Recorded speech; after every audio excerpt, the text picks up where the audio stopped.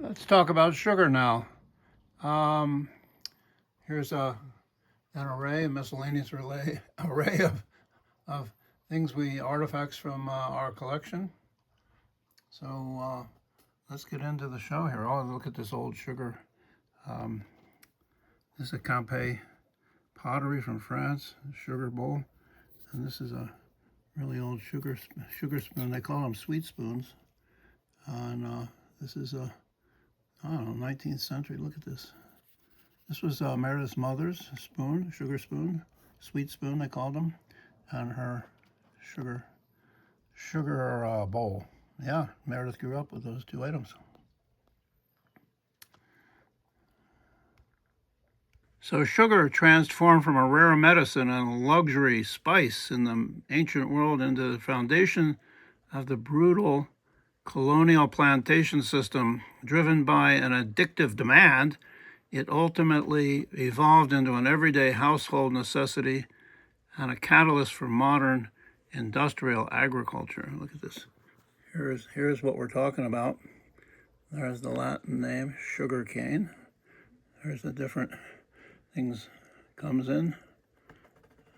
And rum from the Caribbean.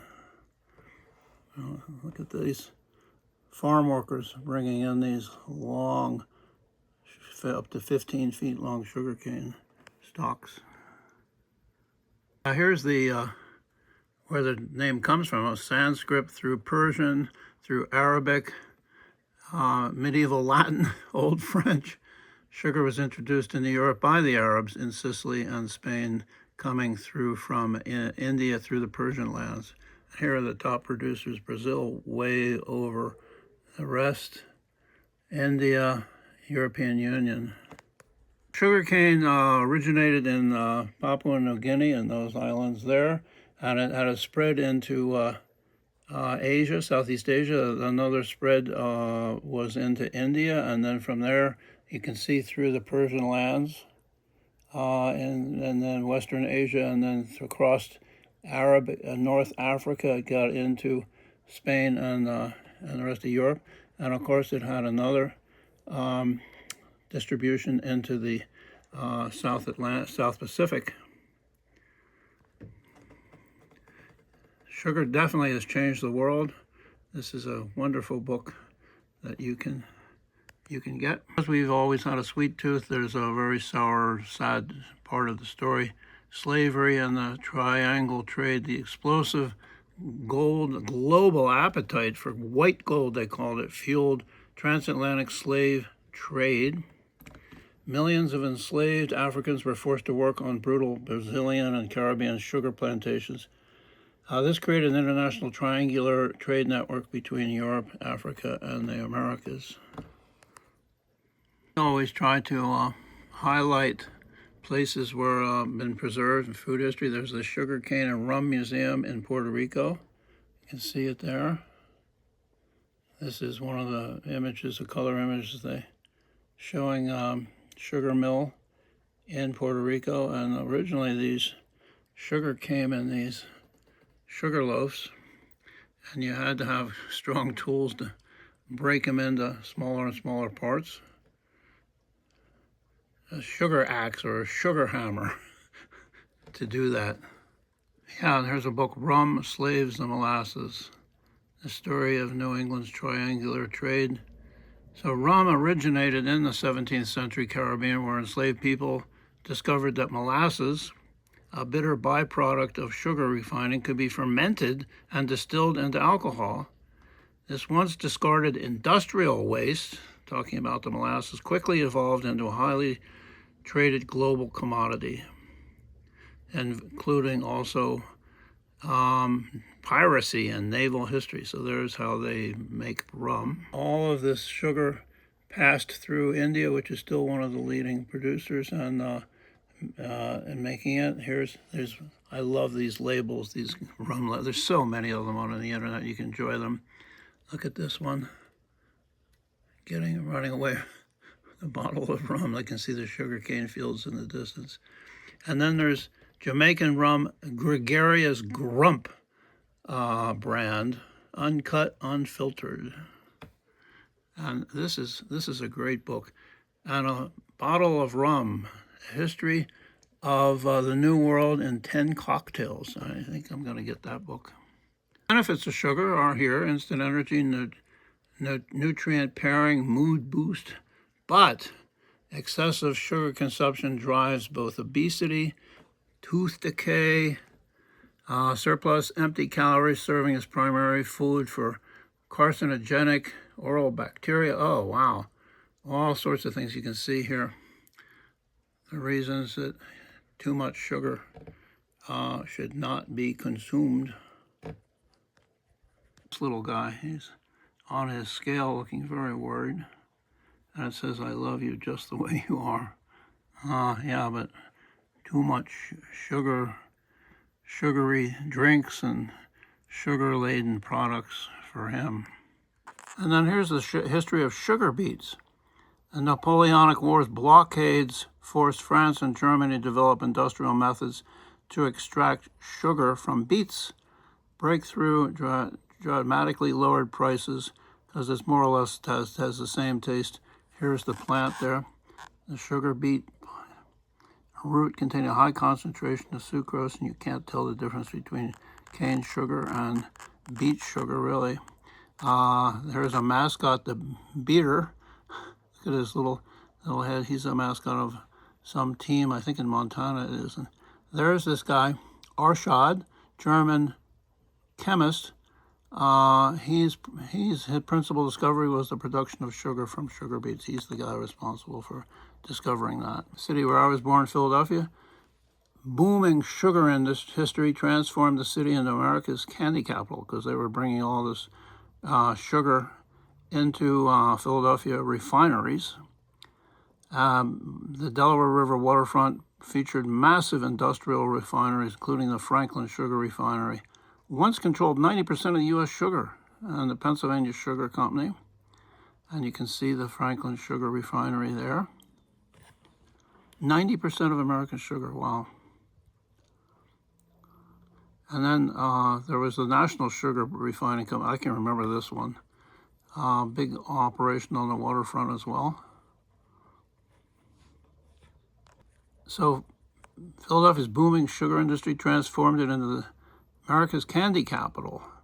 All that sugar was available for candy makers. So you had Whitman's, big chocolate company still going on. You had Goldenberg's peanut chews still going on and still actually in this original factory. Good and Plenty, oh, I ate a lot of that as a kid. That's a Philadelphia candy company. And then the oldest continuous operated candy store started in 1863. Shane's is over here, is also in Philadelphia. And this photo over here shows barrels of raw sugar awaiting refining lined at the wharves, because refining, yeah, you can, they crushed it right in the fields and all that, and then they started the reduction of the sugar juice into a sugar, but it had many different boilings and coolings and boilings and coolings, so much of it came up as raw sugar into these refineries. The Jack Frost sugar mascot, cartoon elf, or a young boy dressed in a white winter outfit, was created by the National Sugar Refining Company, featured heavily in packaging, including, well, here's one of the packaging, look at this. Jack Frost sugar, granulated for health and strength. Look, they're playing ice hockey. And then this wonderful story, Jack and the Sugar Cane. Jack gets tired. There's another slide there. So, 12-page illustrated pamphlet, advertising for the company. Jack Frost, mascot, decides to escape his winter duties by taking a boat to Havana, where he explores sugarcane fields and helps kids who read this book learn about the whole process. And there's our copy of the Jack Frost little doll. Here's, by the way, the little Marshmallow Man. Not sure what character he's from, but marshmallows, of course, is a sugary thing that we could do a whole nother show on. This is a king cake, model of a king cake. New Orleans Mardi Gras specialty. Boy, look at all that frosted, all colored sugar. Of course, the Italians, dolce, sweets. Look at them all the different variations, all using sugar. And then the Belgians have these wonderful biscuits, honey and sugar. This is an old canister, sucre. We got that in Belgium, I guess. Here's some model sugar cane hunks. Look at this sweets bar, encouraging kids to be patisserie, run a patisserie or bakeries. Look at all these colored things. Here's a syrup. This is the kind of thing that you would get at a diner. And this is a wonderful book. I think we're going to show this. This is like from the 1930s. It's wonderfully illustrated, actually quite accurate. And I wanted to show you this. This is Mother Earth Children. Little Miss Sugarcane is sweet. In truth, she's good enough to eat. She gives us sugar nice and white and syrup to make things taste right. And I used to use sugar packets to teach my young students math skills in terms of just pattern recognition. So for instance, you can see you set up a pattern and then the student, the child, would have to replicate it or continue it going. So it would be like that, and then, okay, that, and then let's see, sweet and low would be, whoops, no, it goes like that, and so forth. You can teach area, you can teach perimeter, and what I always used to say to my students and parents, you know, you're sitting in a restaurant and there's all these packets of sugar packets, and you can practice math skills and teach math skills and have kids show you, you know, they could set up a pattern and then the parent has to repeat it. So that's something that we encouraged because they're there, sitting there at a table. It's a series of books that Maud and Miska Petersham did about food and other other products.